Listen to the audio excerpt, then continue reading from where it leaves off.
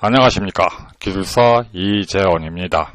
지금부터 기술사 공부를 어떻게 해야 하는지, 그리고 기술사 공부를 왜 해야 하는지, 이 두 가지 점에 대해서 여러분께 말씀을 드리고자 합니다. 그런데 본론으로 들어가기 전에 제가 기술사 자격을 취득한 이력을 좀 말씀드리겠습니다. 저는 제 나이 51살에 전기 기사 공부부터 시작했습니다. 그때가 2월달이었어요. 회사에서 기사 자격증이 필요해가지고 기사 자격증을 하나 취득해보겠다고 성안당에서 나온 기사책을 한 보따리 사다 놓고 전기 자계약 책부터 들여다보니까 한심스럽더라고요. 깜깜해요. 그도 그럴 수밖에 없는 것이, 나는 명색이 대학교를 나왔다고 그러지만은 야간 대학을 다녔습니다. 그때 가난해가지고. 그때 학교는 일주일에 한두 번 가면 고작이었어요. 그러니 뭐 공부를 제대로 했겠습니까? 그렇게 졸업하고도 또 20몇 년이 지나서 기사책을 들여다보니까 아이고 뭐 모르는 게 당연한 거예요. 그래서 이거 도저히 안 되겠다 생각해가지고 포기를 했다가 며칠 뒤에 가만히 돌이켜 생각해보니까 화도 나요. 명색이 대학교 전기과를 나왔다는 친구가 그래 기사 공부 하나 하지 못할 정도로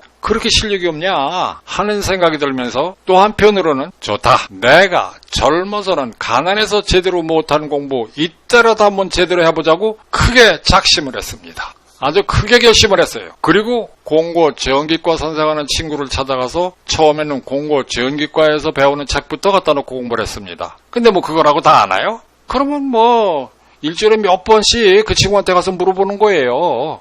그렇게 한 1년을 공부하고 나니까 그 공고 전기과 선생도 제가 묻는 거를 또 몰라요. 그래서 그 다음에는 마침 그때 광원공대 전기과 학과장으로 있던 임박사라는 사람이 있었습니다. 그 친구도 마침 저하고 학교를 같이 다닌 친구예요, 명색이. 그래서 그 다음부터는 그 친구한테 가서 물어봤어요. 그래서 나는 51살 되던 해 2월달부터 52살 되던 해 12월까지 거의 2년 동안 철저히 기초와 기본을 공부해가지고 52살 되던 해 12월달에 전기기사에 합격을 했습니다. 그리고 그 다음에 53살에 전기공사기사도 합격을 했고요. 요때도 2월달이었어요. 근데 공사기사까지 합격을 해놓고 나니까 생각이 또 좀 달라져요. 아이고 이거 뭐 나이 50이 넘어가지고 돋보기 쓰고 앉아서 공부해가지고 겨우 기사가 뭐냐, 기술사까지 해야지 하는 생각이 들어서 공사기사 합격하고 나서 며칠 뒤부터 건축전기설비기술사 공부를 시작했습니다. 그래가지고 그해 8월 달에 건축전기설비기술사 필기시험에 합격했고 면접시험도 단번에 합격을 했습니다. 그러면은 건축전기설비기술사 공부는 2월부터 8월까지 했으니까 6개월 공부한 거네 하고 생각할 수 있지만, 실은 나는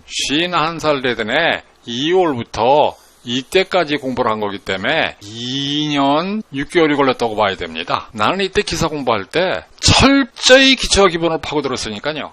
예를 들어서 CT 2차를 개방하면 안 된다, 뭐 CT 2차를 개방하면 CT 2차 코일의 고전압이 된다. 나는 거기서 만족하지 않고 CT 2차를 개방하면 어떤 원리로 CT 2차 코일의 고전압이 되는지 그 원리를 다 알아가면서 이때 공부를 했습니다. 기사 공부할 때. 그러니까 기사 공부할 때 사실은 기사 공부를 했다기보다는 기술사 공부를 한 거나 마찬가지입니다. 그렇게 해서 요 기간 동안에 전기공학의 기초와 기본을 철저히 다져놓고 나니까 뭐 기술사는 오히려 별거 아니더라고요. 그 이듬해 발성배전기술사는 6관 4개월 공부하고 합격했습니다. 필기시험 단번에 합격했고 면접시험도 단번에 합격했습니다. 그 다음에 뭐 소방기술사, 건설안전기술사, 전기안전기술사, 전기철도기술사 하는 동안에 나는 어느 곳도 필기시험 준비를 6개월 이상 한 것이 없습니다. 이렇게 해놓고 나니까 많은 사람들이 그 늦게 공부 시작해가지고 어떻게 기술사 자격을 6개나 그렇게 쉽게 취득할 수 있었는지 그 비결을 가르쳐달라고 하는 사람들이 많아요. 그런데 사실은 결론부터 말씀드리면 특별한 비결이라는 것은 없습니다. 단지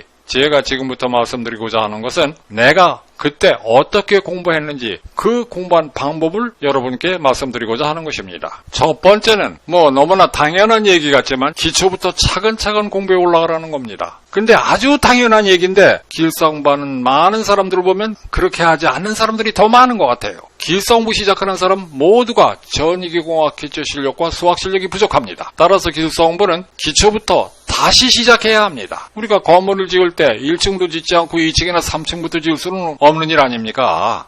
1층도 안 짓고 2층이나 3층부터 지으려고 하는 집이 있다면 그 집에 뭐 100년이 가도 지어지지 않겠죠. 그리고 1층에서 2층으로 올라갈 때 한 층을 한 번에 뛰어 올라갈 수 있는 사람은 이 세상에 아무도 없습니다. 그러나 계단을 하나하나 걸어 올라가면 쉽게 올라갈 수 있습니다. 좀 더 실감나게 하기 위해서 그림을 보고 말씀드리면, 예를 들어서 여기서 여기까지를 원점프로 뛰어 올라갈 수 있는 사람은 세상에 없다는 얘기입니다. 그러나 여기서 이걸 한 계단 차례차례 걸어 올라가면 누구라도 여기까지 쉽게 올라갈 수 있습니다. 이게 아주 뻔한 얘기인데 사람들이 그렇게 하질 않아요. 제가 보기에는. 이건 닫고요. 또 어떤 사람들은 아이고 그 한 계단 일일이 걸어 올라가려니까 힘들어. 나는 엘리베이터 타고 올라갈 거야 하고 생각하는 사람이 있어요. 그러나 명심해야 할 것은 공부에 엘리베이터라는 것은 없다는 사실입니다. 그래서 기초부터 차근차근 공부해가는 것이 가장 빠르고 확실한 길이 되는 것입니다. 앞에서 기초 실력이 부족하다고 그랬는데 그럴 수밖에 없는 것이 기숙사 공부하는 사람들 대부분이 나이 40대 이후입니다. 40대 이후.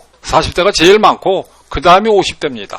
그러다 보니까 학교 졸업한 지 대개 10년, 20년 다 넘은 사람들이에요. 그러니까 뭐 학교 때 공부 좀 했어도 그때쯤이면 다 잊어버렸죠. 전기가 됐건 수학이 됐건 간에 뭘 모르느냐 하면, 예를 들어 전류의 단위 암페어다 그러면 암페어라고만 알았지 많은 사람들이 이 단위가 쿨롱 퍼 세크라는 걸 몰라요. 즉 1초 동안에 몇 쿨롱의 전하가 이동하느냐 하는 것이 암페어죠. 그 다음에 전력의 단위를 와트라고만 알고 있지 이것이 줄 퍼 세크라는 걸 또 모르는 사람들이 많아요. 일의 단위 줄이 뉴턴 미터라는 걸 몰라요. 그 다음에 전개의 단위가 볼트 파 미터라고만 알거나 또는 이나마 모르고, 그러나 이 본질적인 단위는 뉴턴 퍼 쿨롱이라는 걸 모릅니다. 또 자기의 단위가 암페어 턴 퍼 미터라고만 알거나 또는 이나마 모르고, 또 이 본질적인 단위가 뉴턴 퍼 웨버라는 걸 모릅니다. 이런 것들이 다 전기자기학에서의 기본 개념인데 이런 것들을 모르고, 또 하나는 회로 이론에서 태분안의 정리다, 태분안의 정리, 또는 노을턴의 정리다, 또는 밀만의 정리다, 또는 무슨 뭐 중첩의 원리다, 이런 것들을 그저 이름이나 들어본 듯하다 하고 생각이 되지 그 내용을 확실히 알고 있는 사람들은 거의 없더라고요. 또 전기공학은 눈에 보이지 않는 현상들에 대해서 공부를 하는 학문이기 때문에 최소한의 수학 실력이 뒷받침을 해 주어야 그 본질을 이해할 수 있는 것들이 많이 있습니다. 그런데 그 수학이 지금 머릿속에 남아있나요? 다 없어졌죠. 예를 들어 사인 자승 x다 이코로 2분의 1 마이너스 코사인 2x다 이런 거 다 잊어버렸어요. 또 무슨 뭐 상학함수의 가법 정리다 이런 거, 거기다가 또 미분 적분이다 미적분이다 다 없어져 버렸죠. 그래서 우리 학원 강의에서는 전기 수학 과정이 따로 있고, 그 다음에 교재 제1권에는 전기공학 아주 기초이론을 다루는 겁니다. 그리고 특히나 이 기초이론 이런 데서는 눈에 보이지 않는 전기적인 현상들이 내 눈앞에 선하게 보이는 듯이 이해할 수 있도록 최선을 다한 것입니다. 그 다음에는 무조건 외우려고 하지 말고 본질을 파악하려고 노력하라는 겁니다. 예를 들어 비례기의 구비조건 중에 속류 차단이 우수할 것이라는 말이 있습니다. 그런데 한심스럽게도 기사 자격을 가지고 있는 사람도 대부분 이 속류라는 말의 뜻이 무엇인지도 모릅니다. 기사 공부를 할 때는 그렇게 알지도 못하는 거 달달이 외워서도 시험에 합격할 수 있을지 몰라도, 기숙사 공부는 그렇게 알지도 못하는 거나 달달이 외우려고 해서는 합격할 수 없습니다. 용어나 문장의 뜻을 하나하나 확실히 알아가면서 공부해야 합니다. 다음에는 반복해서 이해하라는 겁니다. 사람이 어떤 것을 아는 수준은 그 정도가 천차만별입니다. 서투르게 간신히 알아가지고는 시험장에서 답을 쓸 수가 없습니다. 그래서 반복해서 이해하는 과정에서 그 아는 수준이 점점 높아지게 되는 것입니다. 이렇게 얘기하면 어떤 사람은 아니 뭐 사람이 뭐를 알면 알고 모르면 모르는 거지 뭘 아는 수준이 무슨 차이가 있습니까? 하고 말하는 사람도 있는데 그 예를 제가 하나 말씀드리겠습니다. 이거 1월부터 12월까지 영어를 쓴 거죠. 우리 애가 어려서 내가 영어를 가르치는데 너 1월부터 12월까지 외울 수 있냐? 하니까 외운대요. 외워봐 했더니 자니어리, 페브르르, 마치, 에이프릴, 메이, 준, 줄라이, 디셈버까지 다 외워요. 그래서 이건 다 쓸 수 있냐? 그랬더니 쓸 수 있대요. 써봐라. 그랬더니 또 1월부터 12월까지 다 써요. 그러니까 그럼 이 상태에서 얘는 지금 1월부터 12월까지 다 아는 거죠. 그런데 말이에요. 그때 내가 얘한테 야 8월의 영어로 뭐냐 하고 물어봤더니 당장 어거스트라고 나오지를 않고 손가락을 꼽아가면서 January, February, March, April, May, June, July, 어거스트하고 손가락 8개가 넘어가니까 그때서야 어거스트라고 대답을 합니다. 자, 그럼 이런 상태에서 얘는 1월부터 12월까지를 영어로 다 아는 겁니까? 모르는 겁니까? 모르는 겁니다. 왜냐하면 그런 상태에서 어떤 외국인이 얘한테 Hey, what's the date? What's the date? 오늘 며칠이냐 하고 물었어요. 그때 만일 그날이 8월 15일이었으면은 당장 It's August the 15th 하고 즉시 나와야 되는데 그렇지 않고 It's 해놓고서 January, February, March, April, May, June, July 하고 손가락을 꼽아가면서 쭈얼거리고 있으면 그때 그걸 물어본 외국인은 저 녀석은 뭐 대답하다 말고 혼자 속으로 쭈얼거리고 있어 하고 가버릴 겁니다. 말이 통하지 않죠? 언어란 말이 통해야 아는 겁니다. 그래서 이렇게 아는 수준은 천차만별이 되는 것입니다. 많은 사람들이 저한테 말하기를 저는 책 보면 다 알아요. 근데 시험장에 가서 답을 쓰려고 그러면 며칠 쓰면 쓸 게 없어요. 나는 시험 보는 소질이 없나 봐요 하고 말하는 사람들이 많이 있습니다. 그런데 그렇게 되는 이유는 간단합니다. 한마디로 얘기해서 아는 수준이 아직 충분히 높지 못하다는 겁니다. 그 다음에 아무리 천재라고 하더라도 한 번 공부해서 능숙하게 모든 것을 다 아는 것은 불가능합니다. 따라서 반복해서 다시 공부하고 되새겨보아서 아는 수준을 높여가야 합니다. 물론 기숙사 공부를 하다 보면은 외워야 할 것도 많이 있습니다. 그러나 그 외우는 방법에는 알지도 못하는 내용을 중히 연불이 오듯이 달대로 외우는 방법도 있고 또 하나하나 완전히 알고 외우는 방법이 두 가지가 있는데 이 후자로 외워야 외우기도 쉽고 또 오래 기억됩니다. 사실 알지도 못하는 내용을 중히 연불이 오듯이 외우려고 하면은 이게 잘 외워지지도 않아요, 솔직히.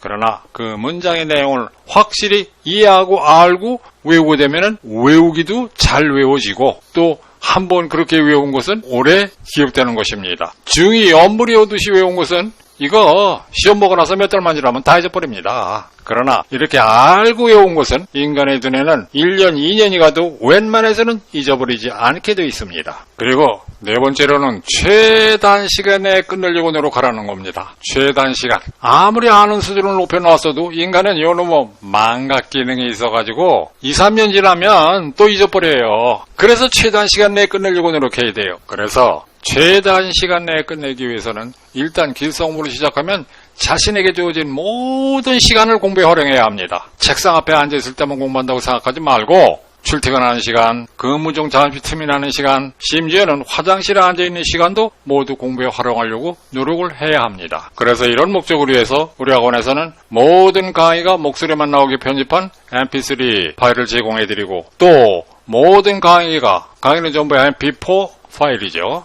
파일을 스마트폰에 다운로드 받아놓고 언제 어디서라도 시청할 수 있도록 해놓은 겁니다. 스마트폰뿐 아닙니다. 아이패드가 됐건 갤럭시 탭이 됐건 모든 모바일 기기에는 다 다운로드 받게 해놨습니다. 그 다음에는 기출문제와 실전훈련. 우선 기출문제는 기본서를 충분히 공부한 후에 공부해야 하는 것이 순서입니다. 그런데 이상하게 기술사 공부한다는 많은 사람들이 기본서는 그냥 엄벙덤벙 넘겨버리고 그냥 기출문제만 매달리는 친구들이 많아요. 그거는 전혀 잘못된 방법입니다. 그리고 기출문제를 공부할 때는 무작정 문제 해설을 외우려고 하지 말고 가능한 한 실전훈련을 해야 합니다. 실전훈련이 뭔가 하는 걸 잠깐 말씀드리겠습니다. 이게 기술사 답안지 양식입니다. 쭉 스크롤 다운 해보면은 여기 일쪽이라고 있고 이렇게 줄 쳐진 부분부터 이제 답을 써가는 겁니다. 여기다가 1번은 이렇게 써가는 거죠. 그런데 실전 훈련을 해보라는 얘기는 우리 학원 같으면 홈페이지에 기출문제는 문제 따로 그 다음에 해설 따로 올려놨습니다. 그래서 문제만 올려놓은 데서 어느 회에 1교시 분을 프린트를 해놓고 그 다음에 여기 보고 있는 이 기술사 답안지 양식 이건 산업인력공단이나 우리 홈페이지에서 얼마든지 다운로드 받을 수 있으니까 답안지 양식을 1교시 분을 프린트해서 어느 날 100분을 딱 정해놓고 실제로 시험장에서 시험 보는 것과 똑같은 마음가짐으로 한번 답안을 작성해 보는 겁니다. 그렇게 해서 우리 학원 같으면은 자신이 작성한 답안하고 홈페이지에 올라가 있는 모범 답안하고 쉽게 비교해 볼 수 있잖아요. 그렇게 비교해 보면은 내가 어디서 뭘 빠뜨렸는지 또는 어디서 방향이 좀 빗나갔는지 이런 것들을 쉽게 파악해 볼 수 있어요. 그렇게 하는 것이 실전 훈련입니다. 그래서 기출 문제를 공부할 때는 가능한 한 이 실전 훈련을 많이 하려고 노력을 해야 합니다. 이걸 이제 그만 닫고요. 그 다음에 얕게 요령껏 조금만 공부해서 쉽게 합격할 생각은 버리세요. 기숙사 공부에 요령은 통하지 않습니다. 그리고 배움의 왕도라는 건 없습니다. 이건 뭐 그리스 기하학자 유클리트가 BC 300년 전에 한 말인데, 이 유클리트라는 사람은 기하학의 원조죠. 기하학, 이게 원조예요. 그런데 아마 그때 그 제자들한테 기하학을 가르치는데 그 제자 한 사람이 되게 어려웠던 모양이죠. 공부하는 게. 그래가지고 유클리트한테 와서 선생님 그거 좀 쉽게 배울 수 있는 방법 좀 없나요? 하고 물어봤을 때 유클리트가 이렇게 대답했다는 얘기죠. There is no royal road to learning. 배움으로 가는 길에 왕도는 없다는 거죠. 즉, 그 시절에 그날의 왕이라고 하더라도 특별히 쉽게 배울 수 있는 방법은 없다는 얘기입니다. 그래서 기숙사 공부는 남들이 미련스럽다고 할 정도로 우직스럽게 기초부터 차근차근 공부해 올라가야 합니다. 그리고 이렇게 하는 것이 가장 빠르고 확실한 방법입니다. 자, 이제는 기숙사 공부를 왜 해야 하나 하는 거에 대해서 한두 가지 좀 생각을 해보기로 하죠. 첫째는 테크니시언이 아니라 엔지니어가 되기 위해서 기숙사 공부를 해야 한다는 겁니다. 예를 들어 CT2차를 개방하면 안 된다는 것은 알고 있지만 CT2차를 개방하면 어떤 원리로 CT2차 코일의 고전압이 유기돼서 CT2차론이 파괴되는지를 아는 사람은 거의 없습니다. 막연히 CT2차는 개방하면 안 되는 거래 하고 CT2차를 개방하지 않는 사람은 테크니시언입니다. 그리고 CT2차를 개방하면 어떤 원리로 CT2차 코일의 고전압이 유기돼서 CT2차론이 파괴되는지를 알고 CT2차를 개방하지 않는 사람은 엔지니어입니다. 우리말로는 뭐 테크니시언이나 엔지니어나 둘 다 똑같이 그냥 기술자라고 번역을 할 수가 있을 거예요. 그러나 영어에 있어서 이 테크니시언과 엔지니어라는 단어는 이렇게 큰 차이가 있습니다. 참고로 여기서 CT2차를 개방하면 CT2차 코일에 어떤 전압이 나타나는지 보여드리겠습니다. 이런 전압이 나타납니다. 이게 저음파 전압이라고 하면 이 빨간 거로 표시한 이런 거 순간순간 팍팍 튀는 전압이 나타납니다. 이런 걸 우리가 임펄스 전압이라고 하죠. 이런 전압이 보다시피 한 사이클에 2번씩 이렇게 나타나게 됩니다. 이 전압에 의해서 CT2차 코일의 전원이 파괴되는 거예요. 그럼 기숙사 공부는 뭐냐? 이런 원리를 하나하나 차근차근 알아가는 거, 그것이 바로 기숙사 공부하는 겁니다. 이건 닫고요. 그래서 기숙사 공부는 단순히 시험 보기 위한 공부만 한다고 생각하지 말고, 비록 지금은 내가 테크니시언으로 일하고 있지만 몇 년 후에는 열심히 공부해서 자신을 엔지니어로 업그레이드 시킨다고 생각하면서 공부를 하라는 말씀입니다. 두 번째는 한 번뿐인 인생 보람있게 멋지게 남부럽지 않게 잘 살아야 되지 않겠습니까? 그러기 위해서 기숙사 공부하는 거예요. 이 인생의 기회는 누구에게나 단 한 번만 주어집니다. 한 번뿐인 인생에서 공부하는 고통을 참지 못하면 무지의 고통을 당해야 됩니다. 무지의 고통이 뭡니까? 어떤 사람은 편하게 쉽게 일하면서도 돈 잘 버는 사람도 있고, 어떤 사람은 고생스럽게 뼈골 빠지게 일을 하면서도 돈도 별로 잘 벌지 못해서 가난하게 사는 사람도 있고 그렇습니다. 그 후자가 바로 무지의 고통을 당하고 있는 것입니다. 인생을 살 기회가 여러 번 주어진다면 한 번쯤이야 적당히 살 수도 있겠죠. 그러나 인생은 단 한 번뿐인데 그 한 번뿐인 인생을 헛되이 무지랭이로 보낼 수는 없지 않습니까? 물론 여기서 내가 기술사 자격이 없는 사람은 몽땅 다 무지랭이가 된다는 뜻은 절대로 아닙니다. 기술사나 기사 자격이 없이도 뭐 잘 사는 사람도 많이 있죠. 그러나 평균적으로 볼 때 기술사 자격을 가진 사람이 기술사 자격을 가지고 있지 않은 사람보다 훨씬 더 편하게 잘 사는 것만은 사실 아닙니까? 그리고 기술사 자격에는 정년이 없습니다. 정년. 그래서 나이 90이 돼도 연봉 받을 수 있는 게 바로 이 기술사 자격입니다. 물론 기술사 자격이라고 해서 다 그런 것은 아닙니다. 그러나 전기 분야에서 특히나 건축 전기설비 기술사나 발송 배전 기술사는 특히 그렇습니다. 그러니까 기술사 자격을 취득한다고 하는 것은 노후 대책까지 완벽하게 되는 것입니다. 노후 대책까지. 이런 것들을 위해서 기술사 공부를 해야 한다는 것입니다. 이 시간 강의는 여기서 마치도록 하겠습니다. 수고했습니다.